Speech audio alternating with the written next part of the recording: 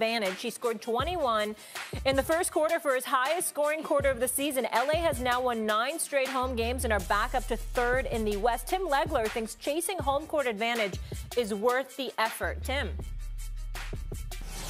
For me personally, I would always value having home court over who the hell we have to play. If you're a 2 or 3 and you're worried about a 6 or a 7, I think psychologically you're screwed, in my opinion. You're screwed already if you're worried about – this team is a 6 or 7 seed for a reason. My girl's here. Thank the good Lord. Hey, Monica. Hey, Molly. All right. What's more important What's that supposed to mean? What's that supposed to thank the good Lord? What's that supposed to mean? Oh, I was just giving praise to Monica. You know what I'm saying? What's up, Eminem? How you doing? Hey, S.A. You know, I mean, I'm just saying, what's that? Molly said up there saying, thank the good Lord. What's that supposed to mean? I don't know why he's getting so sensitive.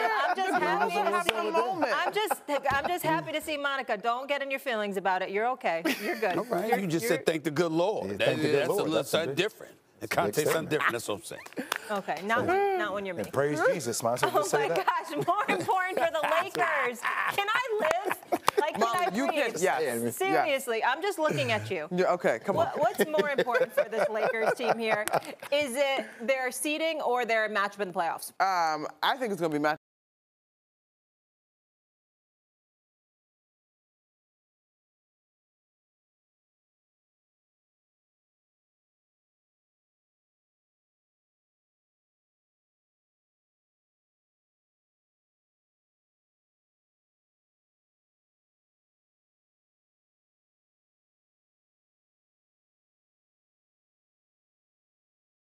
The Timberwolves even, like, who knows how that's going to play out? And so I think this year, or the Clippers is who I meant to say, this year I think it's unique. Now, I don't think anybody should fear an opponent because it is, obviously, there's a psychological element to competition. But I think in the context of this season, if we saw somebody take down the 2 seed with one of those lower seeds, I would not be surprised. I hear you on the matchup talk. I hear you on the matchup talk. And I think that all makes sense. Okay. I'm going to bring you back to a little athlete thing that we used to say to each other all the time. All you can do is control the controllables, right? Remember how we used to say that all the time? Yep. And what's uncontrollable right now is the way all these seeding things are going to play out over the next 14 games. I don't know. Yep. But I do know if I'm the Lakers, I'm chasing that 2 seed. I am avoiding OKC at all costs until we get to the Western Conference Finals. I'm also, depending upon where Denver is, I'm trying to avoid them too. So by securing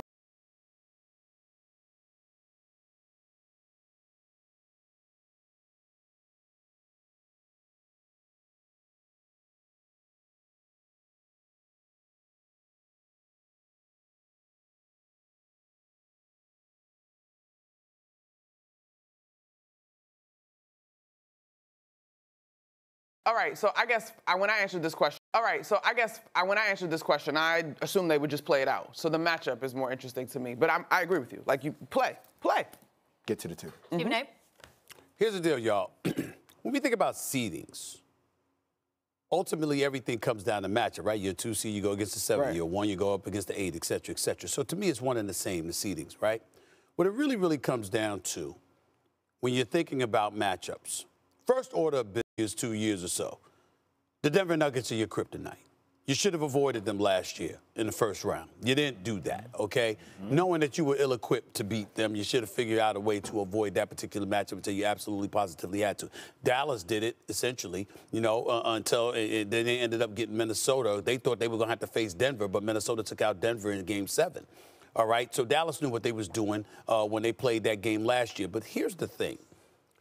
If you know that you got a good enough team to win a championship,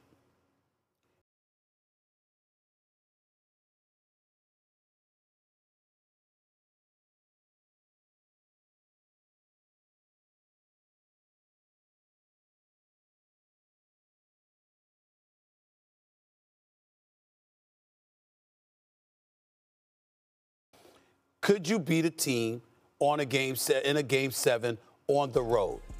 If you're the Los Angeles Lakers, Oklahoma City is going to be a nightmare no matter what. But especially if you got to go to a Game 7 against them. If they're the #1 seed, it is what it is. Anybody else, who do you think is going to be tough in a potential Game 7. If you're the Los Angeles Lakers, you don't have to worry about that until the conference finals if you're tough in a potential Game 7. If you're the Los Angeles Lakers, you don't have to worry about that until the conference finals if you're the number 2 seed. If you're Houston or anybody else, you got to think about those things. I'm just saying we have to crystallize what the real question is for the audience out there when you talk about seedings and matchups, okay? Certainly you're thinking about the matchups. But as a part of that matchup situation that you're looking at, you're asking yourself, in a Game 7, if I had to go on the road, who do I have a better chance against? That's how really it goes, seriously. And to me, if you're the Los Angeles Lakers this particular year, there's no one outside of Oklahoma that you should feel concerned about. If LeBron and Doncic is healthy in the lineup together with a Rui Hachimura back and you're fully loaded, I think the only team the Lakers have to worry about is OKC. I would agree with you, but don't you think it makes sense if you're talking about probability to you rather have that just against OKC, right? Like if I don't have to, I'm not trying to face anybody in a potential Game 7 at their place. I'd much rather face them Game 7 at my place. Of course. Right. Fair, of course. So I guess the second layer to the question essay then is now we're talking strategy. Because I personally am not one to tinker with losses and all that, because you got, like you said, Jay, to start the conversation, control. For it, when we bring up the word concerned, concern emanates from you potentially being on the road for Game 7. Who is that going to be against? Yeah. All right. Meanwhile, tonight they host the Bucks.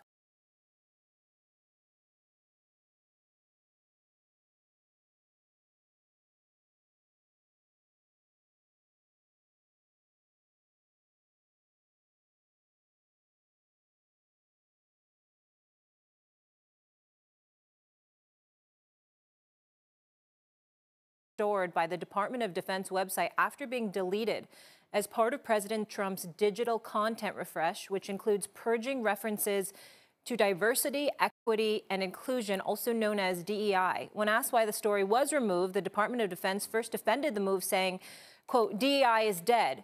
In a second statement, the DoD acknowledged that in, quote, rare cases, some material may have been removed due to the search terms used in the process. Shortly after that, the story was back on the website. Stephen A., I present this to you. Do you think this was an honest mistake? No, I don't. I don't think it was an honest mistake at all. A matter of fact, I think that there's a few things, not many, not all, but there's a few things this present administration is not being honest about, and we have to call it like we see it. You know, there's this effort, this concerted effort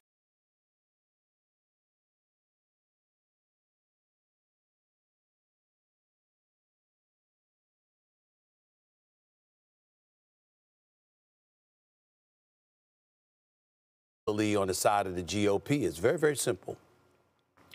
It's not so much that you want to eradicate DEI, diversity, equity, and inclusion programs. I'll let somebody else argue on behalf of that.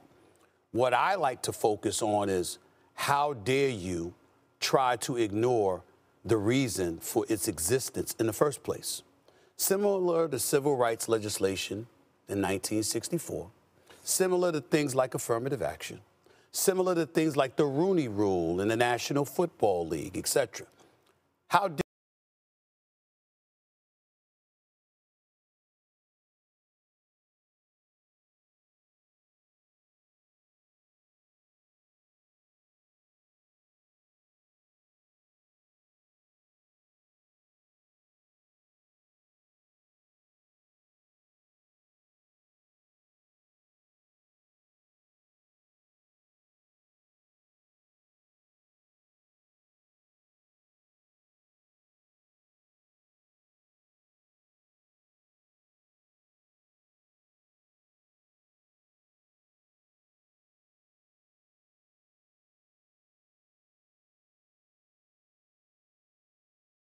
folks on the side of the GOP, and clearly this administration has bought into it hook, line, and sinker, where a concerted effort is being made to scrub history. We saw Governor DeSantis in Florida allude to this during his campaign. We saw Governor DeSantis in Florida allude to this during his campaign, where he literally tried to bring up there were good components about slavery. This is some utterly ridiculous stuff. I don't give a damn what you think you can find for it. When it involves rape, murder, mutilization, and other things like that, how dare you even try to find something positive about such heinous acts and actions that have taken place in this country's history?